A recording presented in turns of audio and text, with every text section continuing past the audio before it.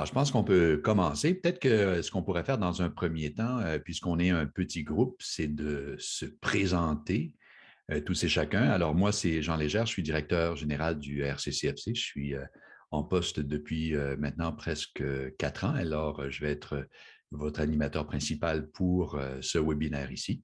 Alors, peut-être qu'on pourrait passer à Stéphane. Stéphane, tu veux te présenter? Oui, bonjour. Donc, mon nom est Stéphane Labret. Je suis coordonnateur des services internationaux au Cégep de l'Abitibi-Témiscamingue à Rouyn-Noranda. Bienvenue parmi nous, Lucie. Et donc, bonjour, je m'appelle Lucie Sissian, je suis une enseignante au Cégep Marie-Victorin dans la formation continue.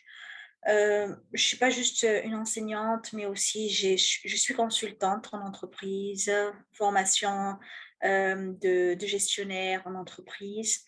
Et ouais, donc j'ai vraiment un profil académique et professionnel et ça m'intéresse en fait d'être avec vous cet après-midi pour avoir plus d'expertise sur l'export de l'éducation à l'étranger aussi, comment ça se passe et tout ça. Donc, merci de m'avoir avec vous. Élise. Bonjour, Élise Laramée, Cégep de Drummondville. Je suis coordonnatrice service aux entreprises, formation continue. Nous, on ne fait pas beaucoup d'international actuellement, mais c'est quelque chose qu'on veut beaucoup développer, autant pour le recrutement d'étudiants, mais aussi pour le développement là, de partenariats, services et tout. Donc, le sujet m'intéressait aujourd'hui. Merci, bienvenue. Marie-France. Bonjour, Marie-France Bérubé, je suis du CCNB, doyenne de l'École des affaires et bureautiques. Donc, c'est ça, là, je viens juste de me joindre, là, j'étais branchée tantôt, mais je suivais une autre réunion qui se terminait. Ça fait que j'ai manqué un petit peu le début, mais ça me fait plaisir d'être là. Merci, Marie-France. Alors, on a également les gens de l'équipe du RCCFC. Rita, tu veux te présenter rapidement? Oui, bonjour. Donc, je suis Rita Benabdella, directrice développement au RCCFC. Donc, je travaille au CCFC depuis là un peu plus de 3 ans. J'étais au début en marketing et relations avec les membres et donc je suis au développement depuis le mois de septembre. Donc, je travaille principalement sur le projet, voilà, le sujet d'aujourd'hui, l'exportation, l'internationalisation des expertises de nos membres. Donc, j'ai avec moi, bien sûr, Monsieur Léger et nos consultants qui travaillent avec nous sur le projet, Madame Gauguin, Monsieur Sigouin et Monsieur Tivierge, qui malheureusement n'est pas là avec nous, mais il y a Monsieur Sigouin qui représente l'entité. Merci. D'accord, merci Rita. Il y a Tabitha qui vient de se joindre. Tabitha, est-ce que tu as quelques secondes pour te présenter? Bien sûr. Bonjour tout le monde.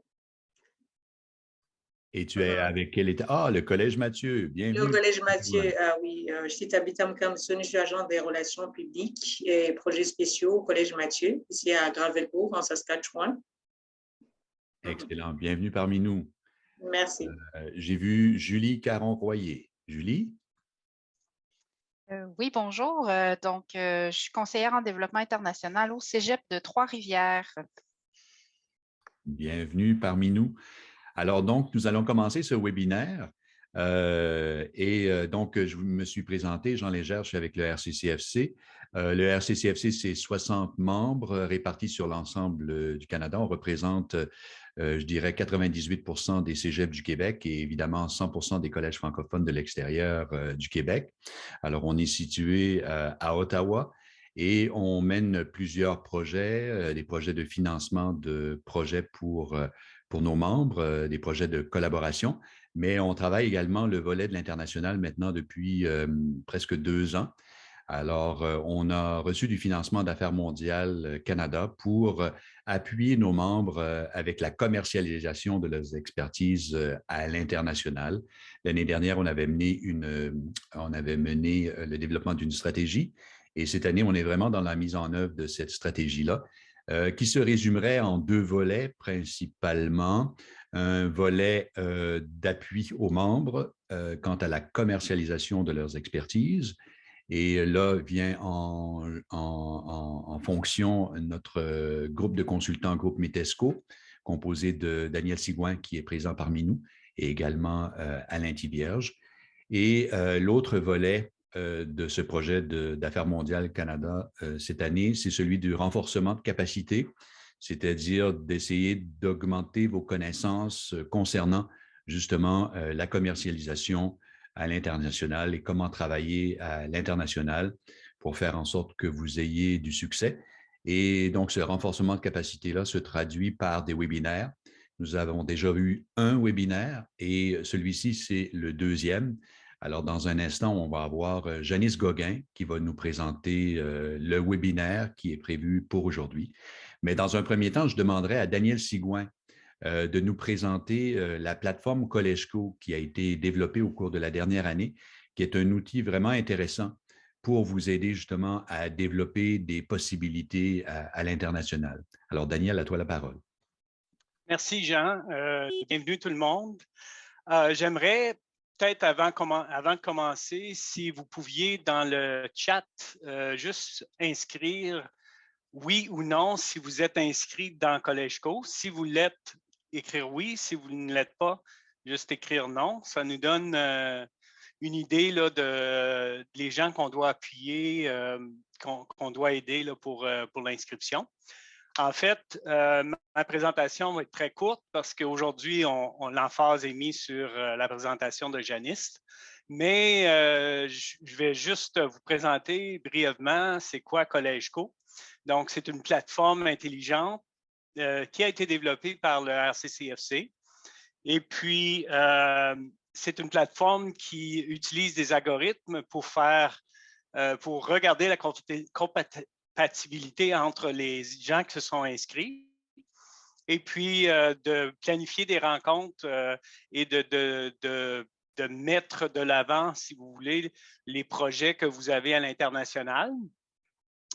Donc, quand lorsque vous vous inscrivez dans Collegeco, il est absolument important de bien remplir le questionnaire, de bien compléter le questionnaire qui est là.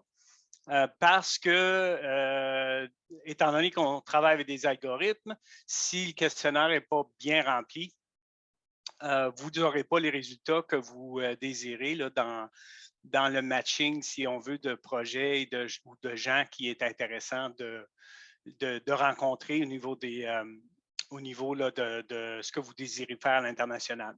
Donc, nous, dans un premier lieu, c'est de travailler avec les gens localement pour qu'on ait plus de gens possible d'inscrire à la plateforme. Et puis, travailler à l'international aussi pour qu'il y ait des contreparties qui soient inscrites dans la plateforme pour que ça rende la chose la plus intéressante pour les gens locaux de faire ces matchs-là avec les gens à l'international. On a déjà, depuis qu'on a commencé, déjà une quinzaine d'organisations ou de gens qui sont intéressés, surtout dans les pays d'Afrique, qui sont inscrits. On continue là, notre travail à ce niveau-là, mais c'est très important qu'on ait les gens localement qui soient inscrits. Donc, nous, notre travail, ça va être de travailler avec les membres du RCCFC pour qu'ils soient bien représentés dans la plateforme.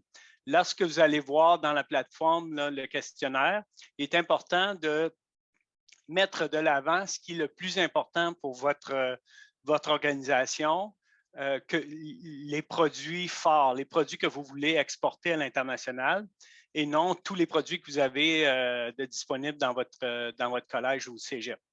La raison, c'est que si vous mettez tout ce que vous avez de disponible, vous allez recevoir X nombre là, de gens qui sont intéressés là, un peu partout. Donc, c'est bien important de cibler ce qui est le plus important pour vous d'exporter à l'international. Si vous avez des questions, je vous invite, j'ai mis dans le chat là, deux courriel, donc international@rccfc.ca. Ça, c'est le courriel du RCCFC. Et j'ai mis mon courriel aussi, dsigouin@commercialmitescogroup.com. Si vous avez des questions, n'hésitez pas de m'envoyer un courriel et on va travailler avec vous là, un à un pour faire en sorte que vous soyez bien inscrits dans la plateforme.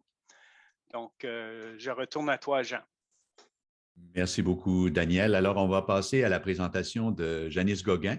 Donc, Janice est fondatrice et stratège en croissance des marchés chez Oliva Stratégie.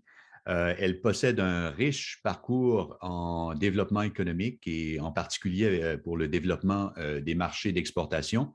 Elle a œuvré, entre autres, 25 ans pour l'Agence de promotion du Canada Atlantique, l'APK, à titre de gestionnaire commerce international. Alors, elle connaît très, très bien sa matière. Alors, ça me fait plaisir de vous la présenter et de lui maintenant donner la parole. À toi, Janice. Merci beaucoup, Jean. Puis ça me fait plaisir aussi de voir autant de visages autour de la table en ce vendredi après-midi. Alors, moi, je vous parviens de Moncton, au Nouveau-Brunswick. Puis, je suis vraiment contente de voir la représentation de toutes les régions du Canada, y inclus ici du Nouveau-Brunswick. Alors, c'est ça, sans plus tarder, avant de commencer, je vais souligner la présentation de College Co qui vient de faire Daniel. C'est une bonne introduction à ce qu'on va voir aujourd'hui parce que on présume que la plupart des gens qui participent aujourd'hui n'ont pas ou peu d'expérience sur le marché international. Et puis, si vous n'avez plus que ça, je vous encourage certainement de partager vos expériences. Mais pour bien se lancer en affaires, il faut avoir un plan, même si votre marché est local. Lorsqu'on songe à se lancer dans le marché international, ça devient encore plus important parce qu'il y a des risques qui vous sont peut-être inconnus. Alors aujourd'hui, on va se pencher à comment bien se préparer pour se lancer en commerce international. Alors, c'est ça, je vais partager mon écran. Alors, voilà.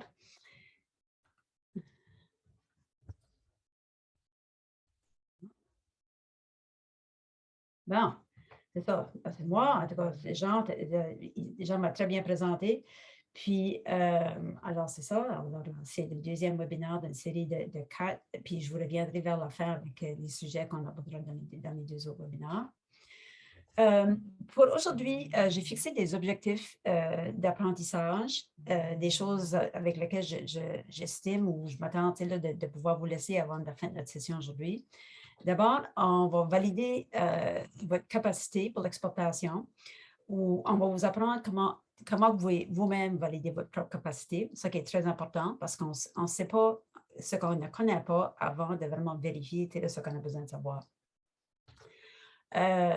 J'espère de pouvoir améliorer votre compréhension de la préparation et du plan d'exportation parce qu'en bout de ligne, on voudrait que tout ce que vous allez apprendre aujourd'hui et la validation mène au développement de votre plan d'exportation. Alors, c'est le plan qui pourrait vous guider lors de votre lancement sur les marchés globaux, que ce soit dans les prochaines semaines, dans les prochains mois ou dans les prochaines années. On va parler aujourd'hui des éléments qui sont essentiels à l'exportation. Alors, pour améliorer votre appréciation de ce qui est vraiment important à savoir et à faire. Ensuite, ce qui nous mène à l'agenda. Alors, aujourd'hui, c'est ça, l'agenda. On va regarder au marché de l'éducation et les occasions d'affaires. On va regarder aux étapes de l'exportation. Puis, comme j'ai mentionné, on va se pencher beaucoup sur comment connaître sa capacité, alors le diagnostic. Et je vais vous partager quelques modèles d'outils de diagnostic que vous pouvez utiliser. On va regarder au plan d'exportation. Et ensuite, je vais partager avec vous une liste de ressources qui sont pas, c'est pas une liste exhaustive, mais c'est parmi j'ai pu regrouper les ressources que je trouve les plus importantes et qui sont le plus aptes à répondre à vos besoins. Alors, comme Jean a mentionné, oui, vous pouvez prendre des notes, mais on va aussi partager la présentation et les liens des ressources dont je vais citer se trouvent dans la présentation. Alors, c'est ça. Bon, d'abord, le marché international de l'éducation, c'est un marché en plein essor. Normalement, les gouvernements et les entités, c'est-à-dire comme les entreprises ou les organismes à but non lucratif, comme les organismes dans le secteur de l'éducation, font partie ou établissent des priorités en termes de marché d'exportation. Puis, pour diverses raisons, le gouvernement fédéral et plusieurs des gouvernements provinciaux ont établi le marché de l'éducation comme un marché prioritaire parce qu'ils voient comment est-ce que ça peut apporter un impact économique et un impact aussi de rayonnement extrêmement important à tous nos établissements. Alors, il y a beaucoup d'études qui ont été menées au fil des ans. Moi, ça fait depuis à peu près 2010 que je travaille un petit peu, soit directement, oui, beaucoup, ou un peu à l'écart du marché de l'éducation. Et puis, il y a eu diverses études au fil des ans, mais plus récemment, le gouvernement fédéral, le gouvernement du Canada est revenu pour examiner les nouveaux marchés qui seraient d'intérêt à nos institutions. En plus de ça, le réseau des collèges communautaires francophones, collèges et cégeps francophones du Canada a misé sur sa propre stratégie, c'est-à-dire qu'il y a un rapport qui a été préparé par un film de consultation. Puis, entre les deux stratégies, on a établi que d'abord, les produits éducationnels canadiens ont souvent une cote très élevée dans presque tous les marchés du monde.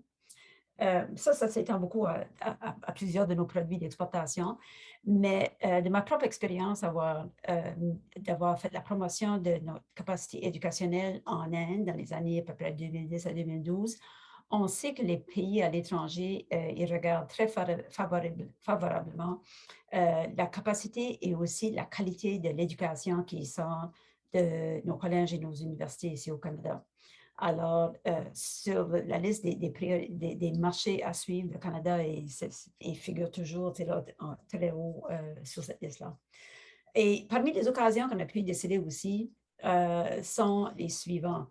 Il y a beaucoup de possibilités qui semblent se pointer à la recherche et solutions organisationnelles. Alors, si vous avez des capacités de recherche ou des solutions que vous pouvez apporter dans l'organisation des entreprises ou des structures économiques, sont valorisées. Bien sûr, il y a les services d'éducation et de formation en technologie, en gestion, en profession et développement des compétences. Ensuite, il y a des programmes de formation linguistique qui probablement est la plus en demande dans presque tous les marchés du monde, et aussi la capacité de formation de formateurs. Alors, j'aimerais savoir de vous, puis aussi utiliser le chat, on va beaucoup se tourner au chat aujourd'hui, si vous pouvez indiquer par le chat quels sont vos projets forts. Alors, si vous songez à l'exportation ou si vous êtes déjà dans les marchés internationaux, quels sont les projets que vous songez, que vous avez mis de l'avant? Alors, comme a mentionné Daniel, ça ne veut pas dire toutes les choses que vous faites et certainement pas toutes les choses qui vous fournissent un revenu auprès des marchés domestiques. Parce que si, par exemple, si vous générez des revenus à partir de la location de vos salles, bien évidemment, on ne peut pas compter ça parmi les produits ou les services que vous cherchez à exporter. Mais si vous avez une expertise, on va dire, technologique qui est vraiment à pointe et beaucoup en demande, puis je prends par exemple peut-être l'analyse des aliments. Ça, c'est une capacité qu'on sait pour se vendre presque à n'importe quel pays du monde. La qualité de l'approvisionnement des aliments et la sécurité alimentaire est un produit qui est très en demande à peu près partout, et autant plus en raison de la pandémie, avec l'impact négatif que la pandémie a eu sur les chaînes d'approvisionnement. Alors, ce ne sont que quelques exemples. J'aimerais beaucoup savoir de vous, c'est quoi vos projets forts, vos secteurs que vous pensez qui pourraient avoir une valeur sur le marché international. OK? Fait que là, je vais exporter formation et services éducatifs à l'étranger, oui. Là, moi, je vais continuer la présentation, mais s'il y a des produits qui vous reviennent à l'idée, s'il vous plaît, ajoutez-les dans le chat. Juste à côté, je vais vous demander de, s'il vous plaît, fermer vos micros. Il y a quelqu'un qui a son micro ouvert et puis on entend le bruit de fond, s'il vous plaît. Merci. OK. Alors, c'est ça. Si vous songez vous lancer dans l'international, il y a certainement un marché qui pourrait répondre à vos besoins. Donc, OK. Maintenant, on va parler des principaux éléments d'exploitation. Alors, c'est vraiment important avant de se lancer de bien connaître les étapes et les étapes que vous devrez franchir pour réussir sur le marché international et aussi mesurer votre capacité pour les affaires internationales. Puis souvent, les gens disent, ah, ben, je vends déjà de mon marché régional, provincial, national même. Alors, c'est juste un saut de plus pour se lancer à l'international. C'est presque jamais le cas. Puis si, à moins que vous avez une expérience acquise ou des compétences à l'intérieur de votre organisme, c'est vraiment impossible de savoir exactement comment vous allez franchir les démarches et réussir votre coup du premier coup. Alors, on va essayer de démystifier tout ça dans les prochaines diapositives. Bon, voici un diagramme que j'ai emprunté de la Banque fédérale de développement, la BDC. La BDC est un de nos atouts qui fait la promotion et appuie les exportations au Canada, surtout auprès des entreprises, mais les organismes à but non lucratif comme les entreprises éducationnelles peuvent aussi en bénéficier des services et des connaissances de la BDC.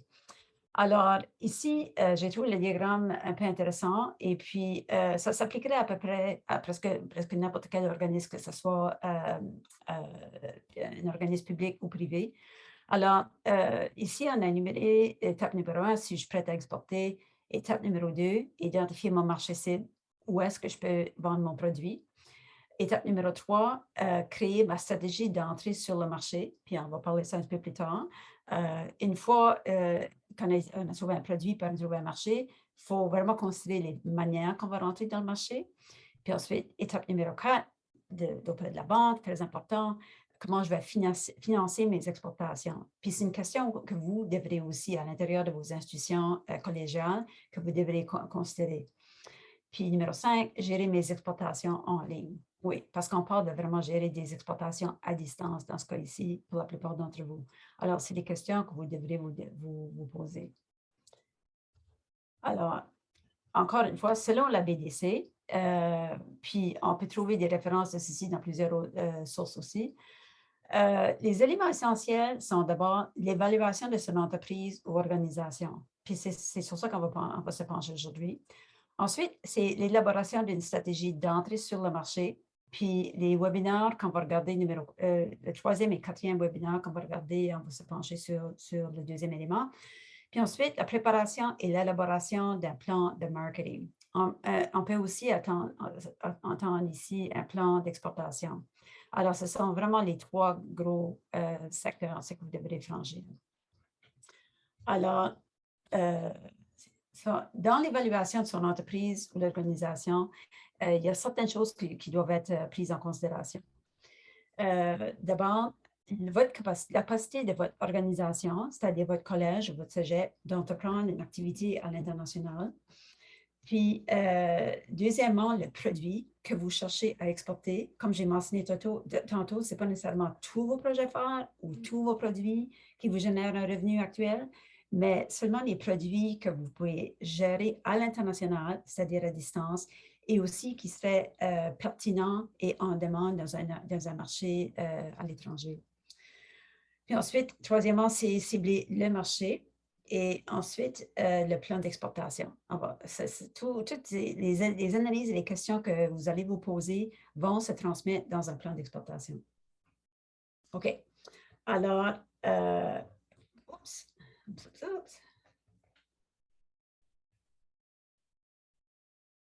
OK. Là, mon écran, je ne sais pas pourquoi. Le haut de mon écran est coupé pour quelques raisons.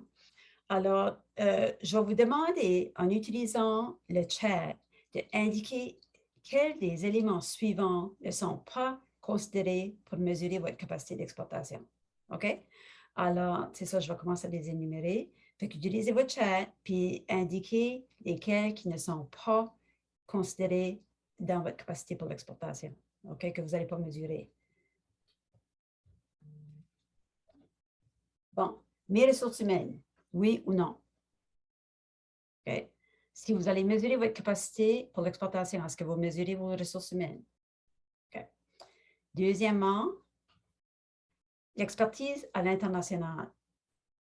lorsque vous mesurez votre capacité pour l'exportation, est-ce que vous prenez en considération l'expertise à l'international qu'il peut y avoir à l'intérieur de votre organisme? Oui ou non? OK. Troisièmement, le nombre d'étudiants de l'international. Si vous êtes en train de faire votre outil de diagnostic, est-ce que vous devez prendre en considération le nombre d'étudiants qui sont présentement inscrits à votre institution qui proviennent de l'international? Oui ou non? Le budget opérationnel. Dans votre analyse de capacité d'exportation, est-ce que vous prenez en considération votre budget opérationnel? OK. Puis ensuite, le nombre de campus. Il y en a plusieurs d'entre vous qui ont plusieurs campus. Je suis très familière avec le CCNB, Collège communautaire du Nouveau-Brunswick, puis qui a un certain nombre, 5 ou 6 campus, je pense, du Nouveau-Brunswick. Alors, lorsque vous mesurez votre capacité pour l'exportation, est-ce que vous devez prendre en considération le nombre de campus de votre institution? Oui ou non? Est-ce que vous prenez en considération des échanges professionnels? Oui ou non?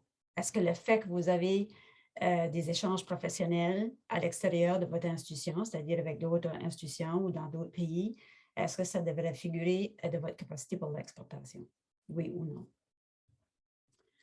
Votre niveau d'activité commerciale, c'est-à-dire si vous êtes déjà engagé dans une activité commerciale, est-ce que vous générez des revenus à partir de vos activités, est-ce que c'est un facteur qui devrait être considéré pour l'exportation? OK, on va le dire. Fait, juste pour voir les réponses rapidement. D'abord, les ressources humaines, oui, absolument. Il faut vraiment considérer votre capacité de ressources humaines pour entreprendre un projet d'exportation. L'expertise à l'international, si vous avez des gens à l'intérieur de votre organisme qui sont familiers ou qui ont d'expérience à travailler avec des projets à l'international, absolument, vous êtes vraiment de l'avant. Parce que, pour des raisons évidentes, si vous ne possédez pas cette expertise-là, je vous conseille fortement d'aller les rechercher à l'extérieur, que ce soit des ententes professionnelles faites avec des consultants ou avec des ressources gouvernementales. Les compétences requises sont vraiment, vraiment importantes pour bien comprendre et naviguer le cheminement vers le commerce international. Le nombre d'étudiants que vous avez de l'international n'est pas un gros facteur qui pourrait déterminer votre capacité d'exportation, mais c'est quand même un facteur. Parce que c'est sûr que si vous accueillez déjà des étudiants de l'international, vous avez probablement déjà une certaine compréhension de comment les choses fonctionnent dans certains marchés et des contacts établis, des relations établies aussi avec les ambassades et des bureaux de délégués commerciaux à l'étranger. Alors, ça peut être un avantage. Ce n'est pas un incontournable, mais c'est un avantage. Votre budget opérationnel, absolument. Chaque initiative pour se lancer vers l'international, que ce soit d'une entreprise privée ou un organisme à but non lucratif, va avoir un impact sur votre budget opérationnel. Alors, vous devriez vous assurer d'avoir la capacité financière d'entreprendre le projet ou savoir comment financer le projet. Puis, il y a des moyens de le financer si ça ne figure pas à ce moment ici dans votre budget opérationnel. Le nombre de campus, très peu d'importance, à moins que les campus sont désignés pour avoir une certaine expertise qui serait intéressante ou intéressante à l'international. Encore, je vais utiliser l'exemple du Collège communautaire du Nouveau-Brunswick. Il y a un des campus, le campus de Grand-Sault, si je ne me trompe pas, qui se spécialise dans la technologie appliquée. Et alors, c'est vraiment la technologie qui peut servir à augmenter et améliorer les compétences dans des pays où les compétences sont en besoin, par exemple. Alors, il y a probablement un lien à faire là, c'est avec le secteur d'expertise de ce campus-là. Mais le nombre même de campus, non, ne figure pas. Si vous avez des échanges professionnels, puis par là, on s'entend que c'est des échanges professionnels à l'extérieur. Si vous avez des échanges avec des professionnels à l'extérieur du Canada, tant mieux. parce que vous allez déjà avoir comme un petit pied à terre, si tu veux, dans le marché en question. Alors, vous avez déjà un ambassadeur, une ambassadrice dans le marché haut, et puis qui peut vous servir de tremplin ou de lien, vous servir d'introduction vers d'autres partenariats. Puis l'activité commerciale, oui, je conseille fortement. Si vous n'avez pas déjà une activité commerciale qui a au moins un potentiel d'exportation, moi, je vous conseillerais fortement de développer ces capacités-là, au moins régionales ou même nationales, pour vraiment améliorer votre expertise et avoir un feedback de vos clients actuels. Alors, vous devrez vous examiner qui sont vos clients et pourquoi ils vous choisissent avant que vous pouvez déterminer quelle clientèle vous allez rechercher dans un pays étranger. OK?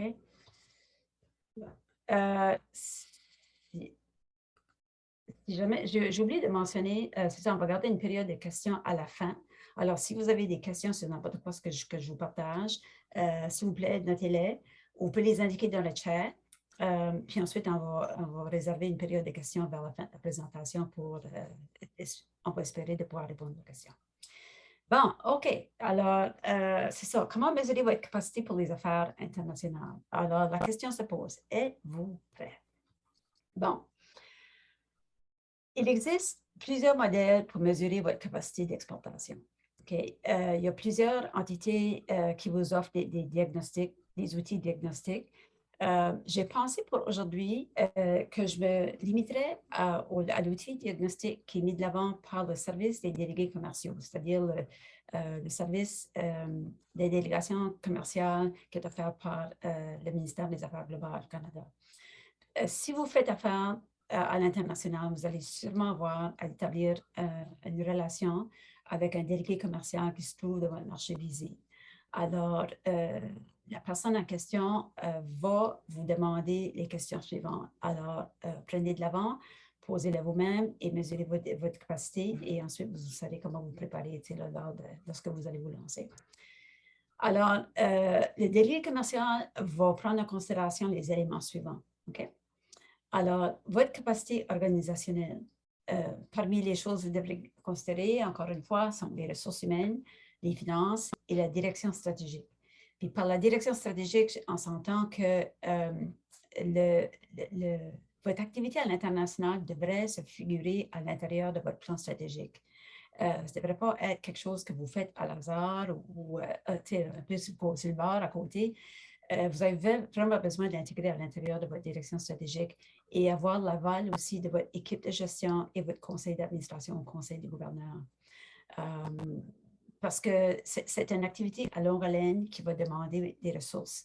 Et puis, vous aurez sans doute besoin d'avoir l'appui de votre direction pour aller de l'avant.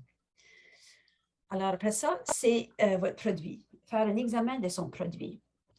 Le produit que vous désirez commercialiser, ou vous commercialisez présentement, devrait pouvoir se définir par son utilité. Alors, le produit ça sert à quoi? On peut dire sert à tester des aliments, sert à améliorer les compétences linguistiques. Puis, oui, c'est évident que c'est des objectifs, si tu veux, des produits, mais il faut vraiment se poser la question, quel problème, quelle solution qu'apporte le produit à son utilisateur. Parce que c'est comme ça que vous pouvez définir si le produit est en demande ou pourrait être en demande dans un autre marché. Alors, regardez vos utilisateurs.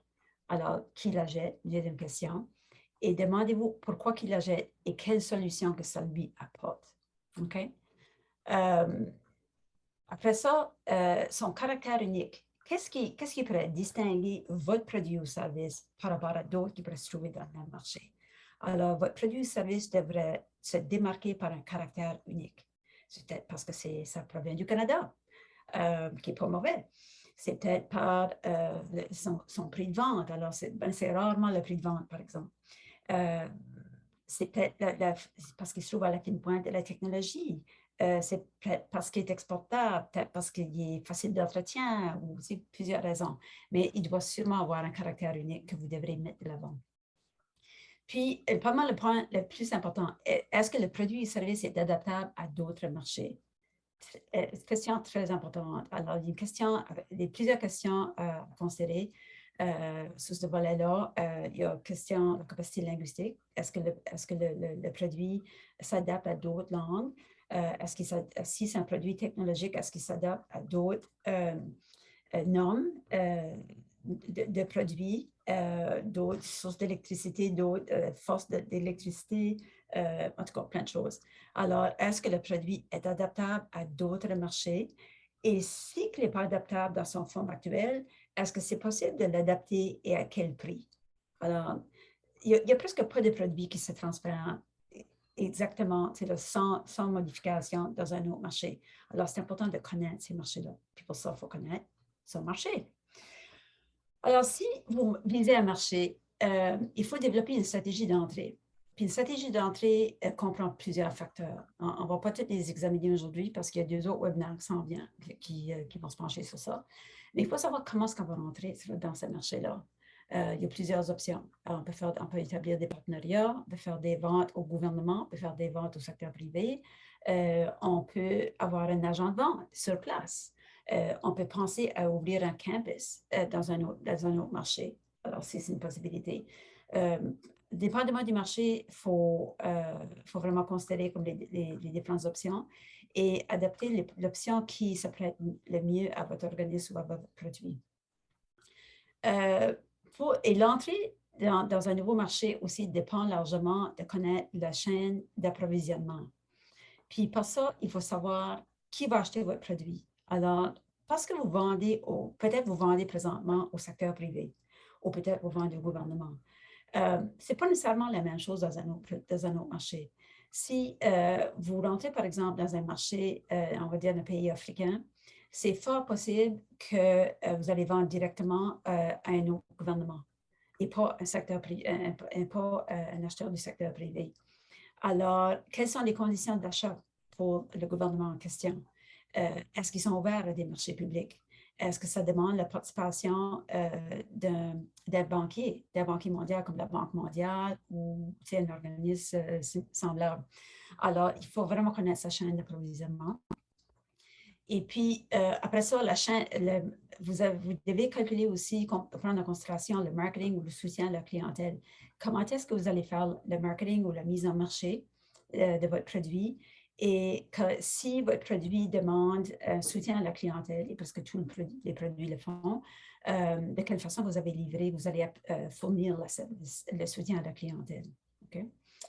Puis ensuite, il y a bien sûr calculer les facteurs de risque. Alors, ça, on pourrait en parler longtemps, mais encore une fois, on va examiner ça en profondeur lors des webinaires qui porteront sur les stratégies d'entrée. Après ça, une fois que vous êtes posé et répondu à toutes ces questions-là, vous pouvez prendre vos réponses et les transformer en déclaration, puis ça devient votre plan d'exportation. Chaque organisme, que ce soit une compagnie privée, un organisme éducationnel ou un organisme à but non lucratif, doit avoir son plan d'exportation. Ça devient votre guide d'exécution. Okay? C'est un outil à laquelle vous allez référer et ajuster avec le temps, mais qui vont répondre aux questions que vous devrez considérer. Alors, un plan d'exportation doit inclure des objectifs. Quels sont vos objectifs de vente et quelles lignes de temps et quels sont vos marchés et ainsi de suite.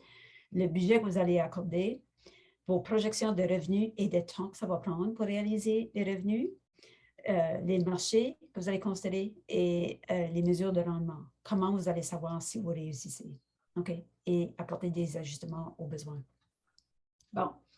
OK. Ça fait que diagnostic, votre capacité organisationnelle, juste pour répéter encore, ressources humaines. Est-ce que vous avez les compétences ou est-ce que vous avez l'accès à l'expertise? Le financement du projet d'exportation. Est-ce qu'il faut apporter des ajustements aux produits? Est-ce que vous avez les ressources humaines? Présentement, le niveau des ressources humaines est un niveau adéquat ou est-ce que vous devrez faire des embauches? Est-ce que vous avez besoin d'entreprendre ou prévoir d'entreprendre des voyages lorsqu'on pourra voyager pour aller visiter le marché en question et de solidifier aussi vos partenariats? Quel est l'impact sur votre budget opérationnel? Est-ce que votre budget peut absorber les coûts additionnels ou est-ce que vous avez besoin de faire des ajustements et est-ce que vous avez accès au financement additionnel si c'est selon le cas. Okay. L'appui de votre organisme, comme j'ai mentionné, important de consulter votre conseil de direction, faire sûr que vous avez l'aval et l'appui et la contribution aussi de votre conseil de direction. Puis est-ce que votre projet s'inscrit dans le cadre de votre plan stratégique, dans votre plan d'action, c'est-à-dire votre plan annuel et votre plan financier? Bon, OK. Après ça, le produit. Le produit, encore une fois, il faut se poser la question, il sert à quoi? On peut dire, mon produit sert à faire l'évaluation ou l'analyse des aliments locaux. Oui, mais est-ce qu'il y a un autre produit, un autre service qui pourrait le remplacer? Quelle solution que vous apportez à votre clientèle ou vous espérez apporter et comment votre produit va se démarquer?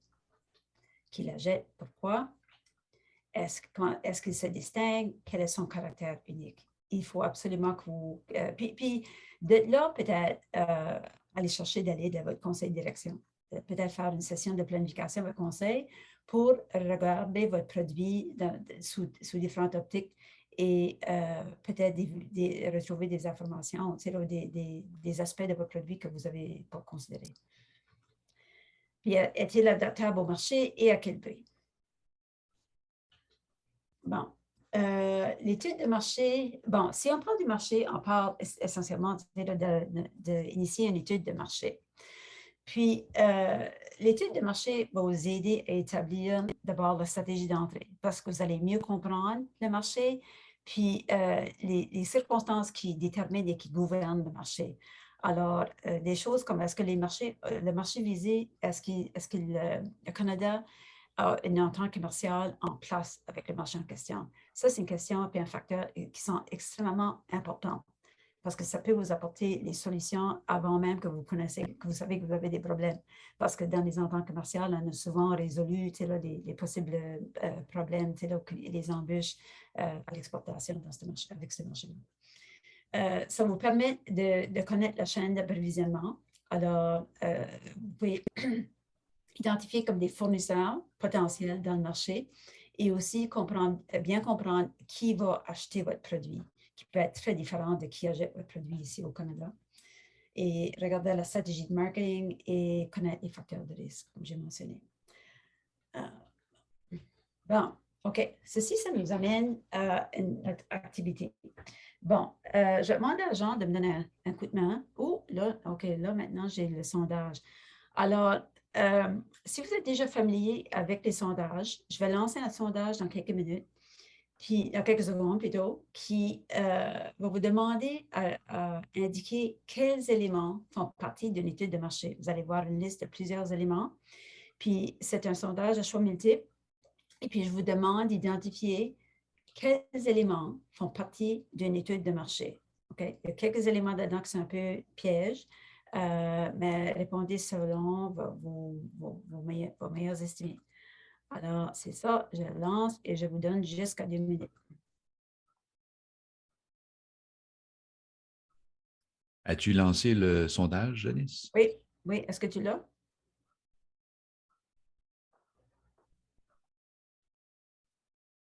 Moi, je ne le vois pas. Rita, peux-tu essayer de lancer le sondage parce que tu es connecté sur le même Oui, compte? moi je le vois le sondage. C'est peut-être parce que tu es co-animateur, Jean. Est-ce que tout le monde voit le sondage? Oui. Oui, oui, OK. Excellent.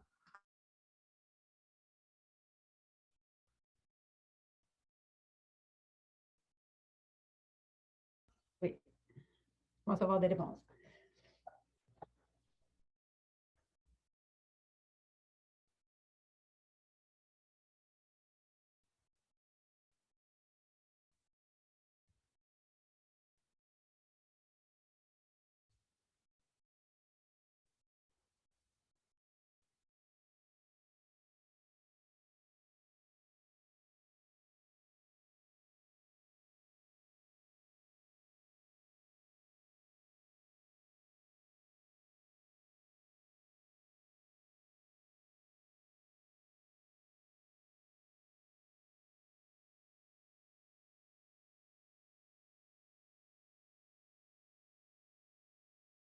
Il reste 30 secondes.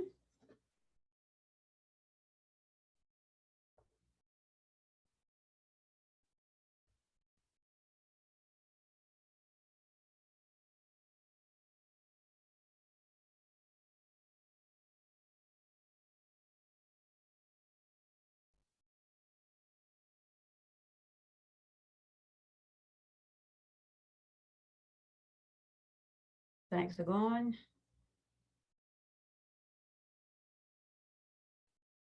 OK. Je vais fermer le sondage et partager les résultats. Bon. OK. Alors, c'est ça. Quels éléments font partie d'une étude de marché? Le profil démographique. 6 sur 7 ont répondu oui. Il y a eu 7 répondants. Oui, absolument. Une partie très importante de l'étude de marché. Une entente commerciale. 3 sur 7 ont répondu oui.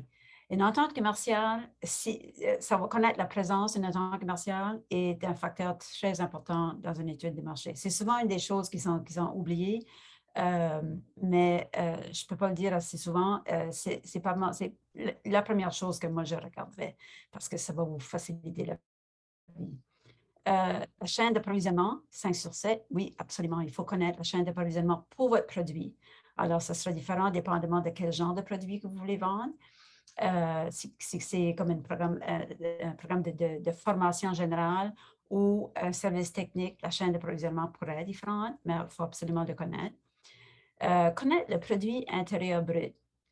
Oui, dans une étude de marché, c'est important de voir la richesse relative d'un marché. Alors, c'est un des facteurs d'abord qu'on devrait rechercher. Puis, il y a de très bonnes sources aussi qui sont disponibles en ligne pour vous permettre, qui vous permettent d'examiner la santé, pas seulement la santé économique, mais la santé en général, la santé politique, géographique, éducationnelle d'un pays. Alors, mais le PIB, oui, est un facteur important. Stabilité politique, absolument. L'échange de devises, absolument, parce que l'échange de devises peut avoir un gros impact comme sur le prix de votre produit. Alors, c'est important à considérer. Et puis, l'effet COVID. L'effet COVID, ces jours-ci, dépendamment, si vous êtes en position de vous lancer dans un nouveau marché, on va dire dans les prochains 6 mois, moi, je pense que l'impact de COVID, oui, est très important. Et aussi, ça peut présenter des opportunités aussi parce qu'il y a des produits qui sont en très, très, très grande demande, comme les masques N95, que 2 ans passés, on ne connaissait même pas. Alors, il y a quand même des côtés positifs de COVID. Il y a des limitations aussi. Puis, le fuseau horaire, il n'y a personne qui a indiqué le fuseau horaire. Moi, je pense que le fuseau horaire est quand même un élément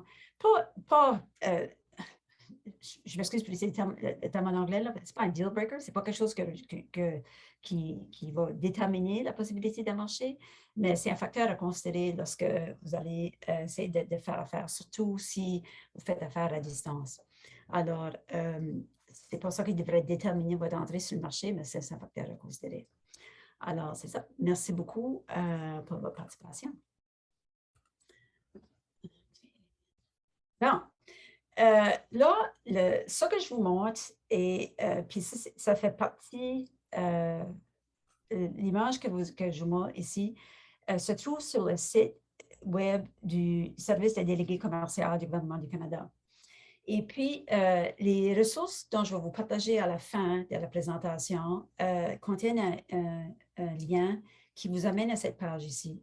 C'est vraiment, c'est l'outil qui est le plus souvent utilisé à travers le pays, à travers le Canada, pour mesurer et aller trouver les ressources qui appuient les exportations et tous les outils qu'on a besoin, pas seulement l'évaluation, mais la capacité, mais comment faire son plan d'exportation ou trouver le financement et tout ça. Même les gouvernements provinciaux, les sites provinciaux, souvent inclut des références au guide de délégués commerciaux du gouvernement fédéral.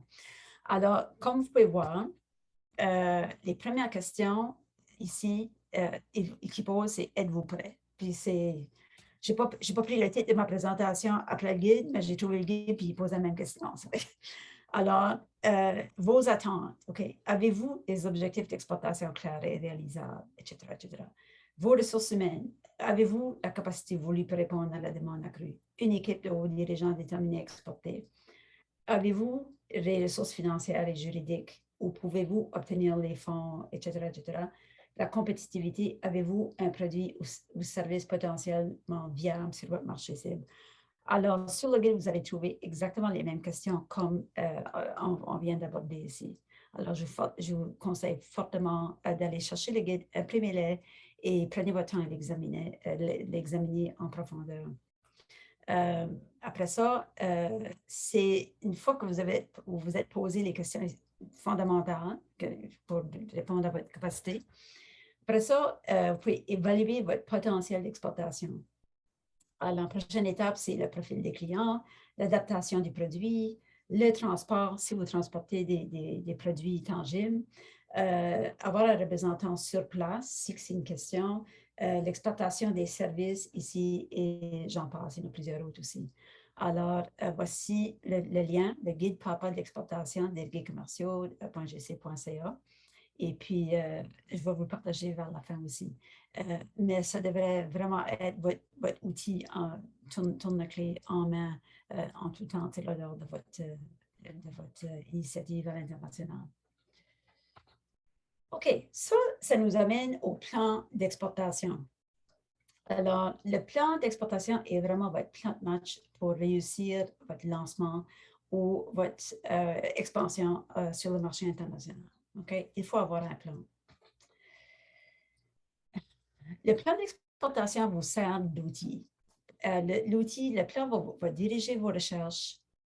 Alors, je pense que vous commencez à comprendre, c'est important de faire des recherches au point de vue comme de la clientèle, de la chaîne d'approvisionnement, votre recherche dans le marché, etc.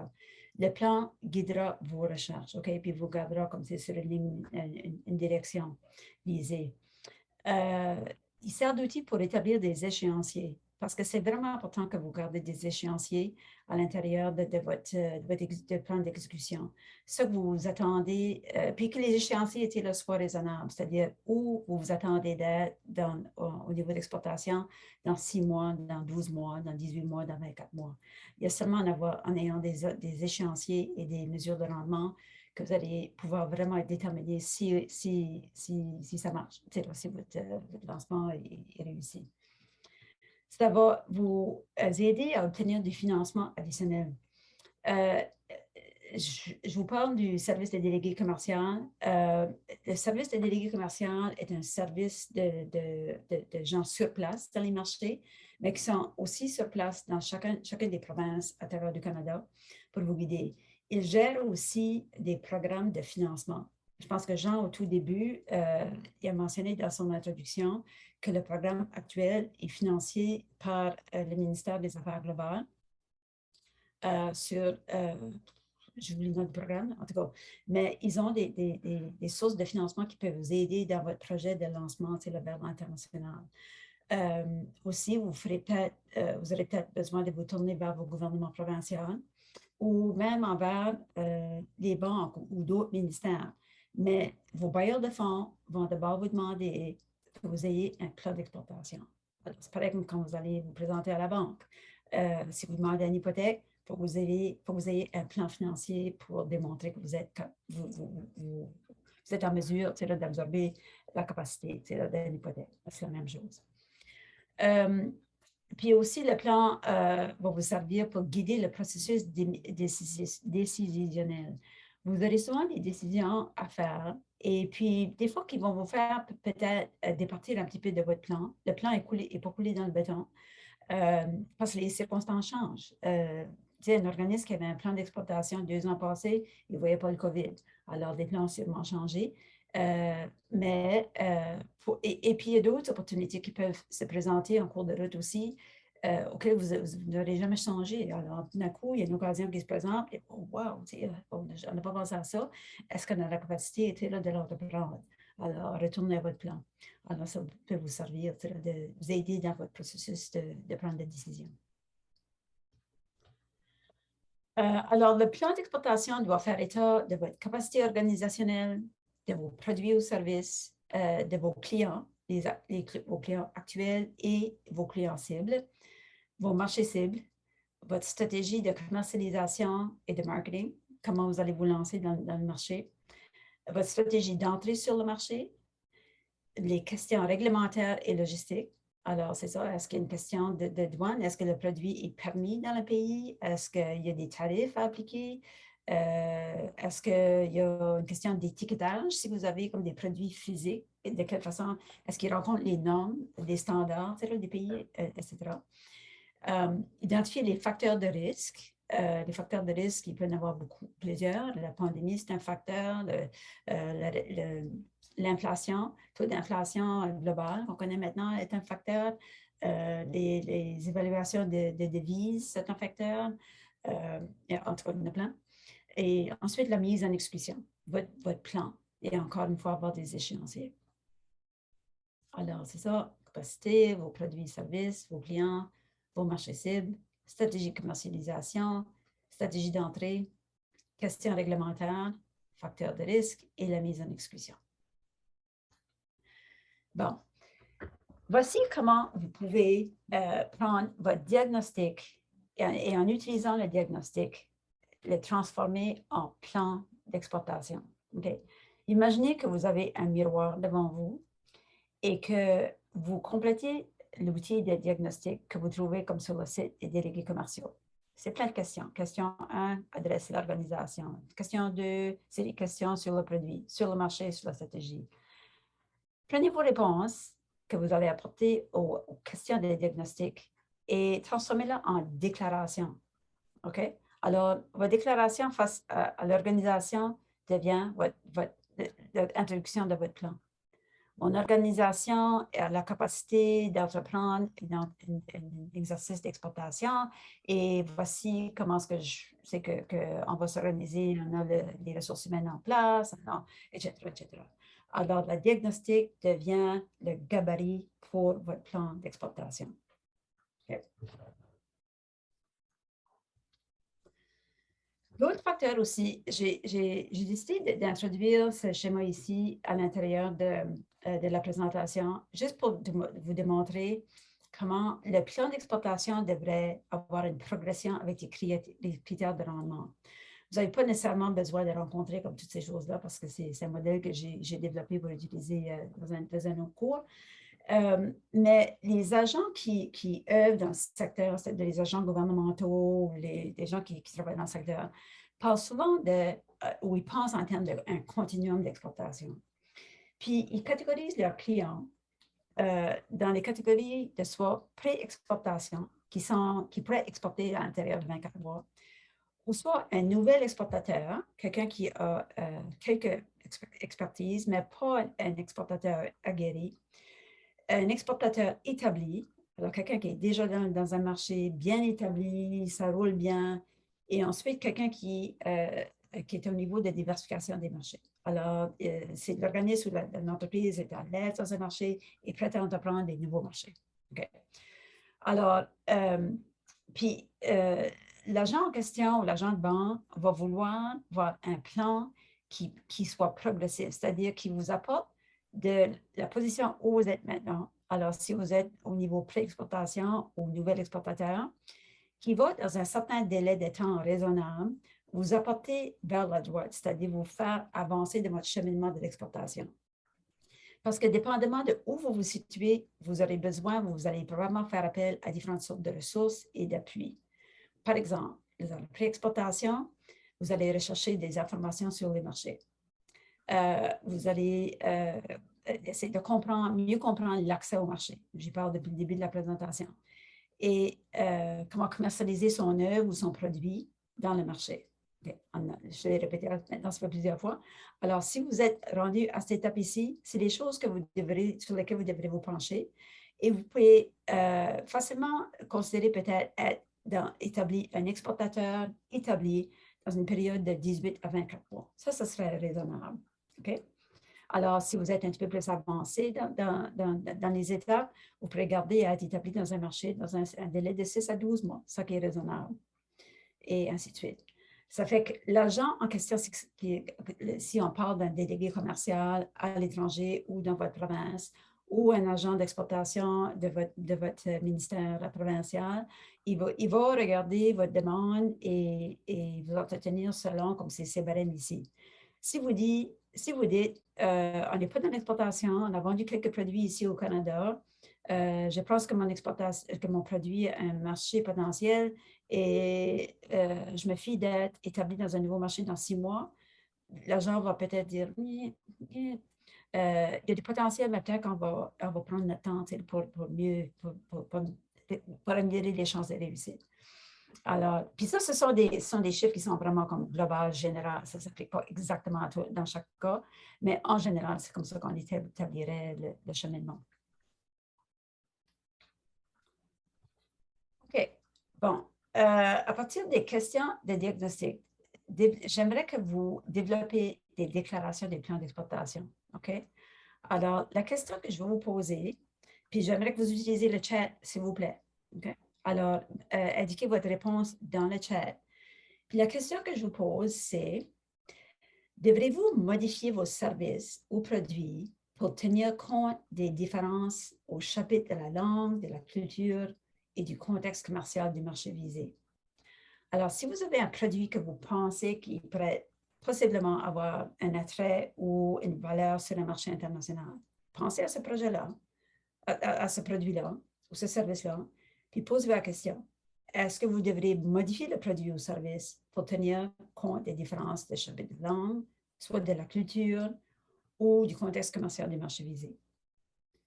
Alors, s'il vous plaît, indiquez votre réponse dans le chat en forme de déclaration. Alors, c'est-à-dire, oui, je pense que mon produit pourrait être modifié pour être adapté selon un besoin linguistique ou un besoin culturel ou commercial.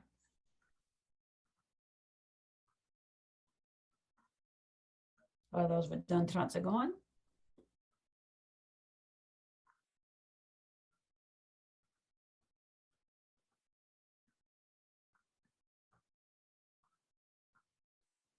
Vous êtes prêts?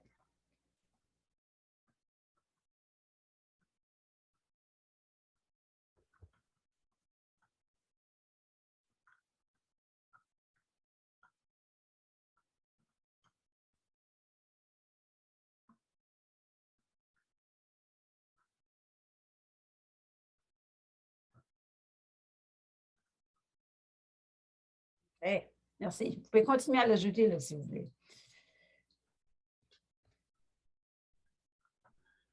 OK. Alors, je vous ai parlé des ressources. Voici les ressources que j'ai regroupées puis que je voulais partager avec vous. Il y en a plein d'autres, mais je pense que ce sont les ressources probablement les plus pertinentes. J'ai mentionné la BDC ou la Banque de développement du Canada. Ils sont surtout dans le domaine du financement des entreprises privées, mais ils possèdent une vaste expertise sur l'exportation et sur les marchés. On peut aussi consulter la BDC pour des profils de marché de certains pays aussi. Alors, puis la BDC aussi a des agents qui sont en place dans différents marchés du monde aussi. Alors, je vous encourage de consulter. Ensuite, bien sûr, le service des délégués commerciaux, le SDC, le guide que je vous ai montré, le guide PAPA avec l'outil diagnostic est là. Et aussi, le service des délégués commerciaux a un secteur qui se porte sur l'éducation. Alors, si vous voulez explorer un petit peu plus le potentiel du secteur de l'éducation et les démarches à suivre, il est là. Le gouvernement du Canada vous offre aussi un gabarit de lettres de référence de fournisseurs. Si vous êtes présentement un fournisseur au gouvernement fédéral, puis vous cherchez à obtenir, à vendre sur les marchés publics dans d'autres pays, ça peut vous être très utile d'avoir une lettre de référence du gouvernement du Canada. Alors, le gouvernement vous offre un gabarit, un modèle de lettre type qui donne référence à l'entente que vous avez présentement avec le gouvernement fédéral. Alors, ça, c'est un outil très, très important. Alors, si vous pouvez vous en servir, je vous recommande fortement. Si vous êtes concerné par des questions de propriété intellectuelle, il y a des informations qui sont disponibles, comment évaluer la valeur de sa propriété intellectuelle et établir la nécessité aussi d'obtenir quelque sorte de protection. Pour ceux d'entre vous qui sont dans la province du Québec, la province du Québec offre une vaste gamme d'outils, de services aussi aux exportations. Alors, je vous encourage d'aller les examiner. J'ai parlé de l'importance des profils de marché et les ententes commerciales. Encore une fois, Service des délégués commerciaux donne accès aux ententes commerciales qui sont en place de Canada et une vaste gamme, une très grande sélection de pays, de régions à travers le monde. Et puis, en plus de ça, le gouvernement du Québec a parfois des ententes commerciales en place avec des régions francophones aussi. Mais ce sont des ententes juste avec le gouvernement du Canada. Du Québec, par exemple. Puis, les marchés de développement mondial, aussi parce que vous êtes dans le secteur de l'éducation, les marchés de développement mondial peuvent certainement vous intéresser. Puis, je vous encourage de l'examiner. C'est un secteur que vous allez trouver. Vous allez trouver des références sous le service des délégués commerciaux du Canada. Alors, voici quelques sources. Puis, je vous ai promis de garder quelques minutes aussi comme pour des questions. Alors, c'est ça, c'est le moment. Alors, je vais arrêter de share, le partage. On va revenir. Alors, si vous avez des questions par le chat ou si vous voulez vous lever la main, vous pouvez utiliser les boutons de réaction si vous voulez en bas à droite sur votre écran. Excellent. Merci beaucoup, Janice. C'était très intéressant. Alors, comme on a dit, on va vous envoyer la présentation par courriel ou d'un certain moyen. On va également afficher votre document, Janice, sur le site de CollegeCo comme étant une ressource parce que sur CollegeCo, c'est ça, on veut ajouter aussi des ressources pour nos membres. Alors, le webinaire, au moins la présentation sera sur CollegeCo. Je ne sais pas s'il y a des questions. 5 minutes. 5 minutes l'avance. Wow. Je regarde la discussion. On va peut-être mentionner les dates des prochains et sujets aussi des prochains webinaires. J'ai mentionné qu'on va regarder aux stratégies d'entrée sur le marché. Alors, le prochain webinaire est prévu pour le 11 février, puis on regardera aux stratégies d'entrée sur le marché sectoriel, les chaînes d'approvisionnement, comment comprendre sa place dans les chaînes d'approvisionnement selon notre produit. Et puis, plus tard, au mois de mars, ce sera après les congés de mars, mais on n'a pas encore fixé la date, on regardera aux stratégies d'entrée sur le marché géographique. Alors, dépendamment des intérêts qui sont exprimés dans vos inscriptions sur CollegeCo, il y a une question qui vous pose, on vous demande d'identifier les marchés visés. On va choisir quelques marchés, puis ensuite faire un examen sur les stratégies d'entrée dans ces marchés-là, les marchés géographiques. D'accord. Et alors, pas de questions? Tout le monde a bien compris alors? Alors, on va terminer le webinaire. S'il n'y a pas de questions, merci encore, Janice. Merci, Daniel Sigouin. Merci, Rita. Et merci à vous tous et toutes d'avoir participé. Puis, on vous donne rendez-vous pour notre prochain webinaire. On vous invite encore une fois à vous inscrire sur collegeco.ca. C'est très important que vous y figuriez parce qu'il y a des possibilités de vente qui pourraient s'y présenter parce qu'on demande aux membres de mettre leurs informations, mais aussi des projets potentiels à l'international. Et c'est de cette façon-là qu'on aimerait bien communiquer avec vous dans le futur via la plateforme collegeco.ca. Alors sur ce, merci beaucoup et bonne fin d'après-midi. Au revoir. Merci. Au revoir, merci. Merci. Merci. Bye, merci.